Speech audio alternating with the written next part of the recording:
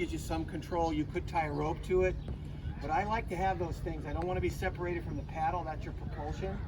You know, the people who do expedition kayaking have an extra paddle strapped to the boat because you know the old saying, you're up a creek without a paddle. You know what kind of creek it is, you know.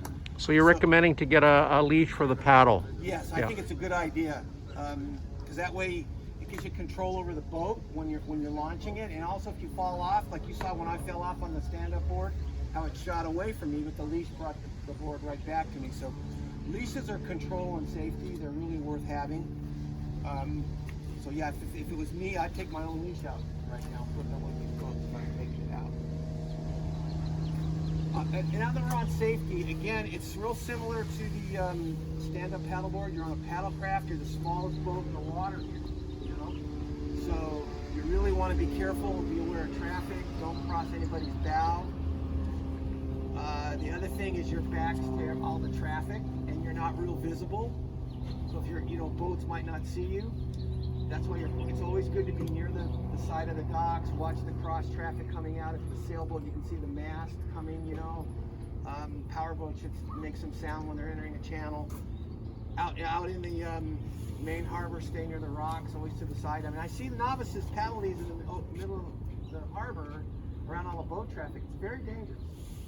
And you're really increasing your risks. I mean, I was on Tardis one time and I was shocked. I saw two people in the middle and I saw one of the kayaks, but I didn't see the other one. And it was right alongside the boat, and I turned my gear to port, and they were literally in the middle of the main channel. Yeah, it doesn't hurt to carry a whistle or a small portable air horn.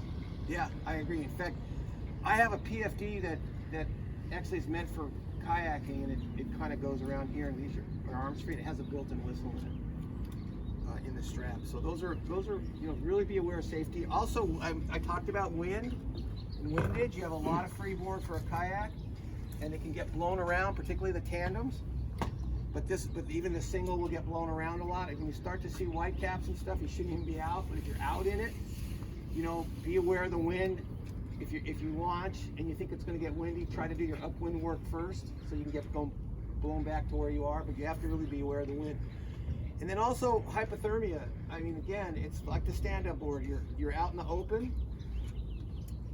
You have to be aware of hypothermia, particularly in the colder months. You know, it can be windy. You may want a paddle jacket or some kind of insulate top, maybe a wool cap, but be aware that you can get cold on these things, and get splashed and get wet. And when you start to get chilled, your muscles don't work right, and you can make poor decisions. So be aware of that.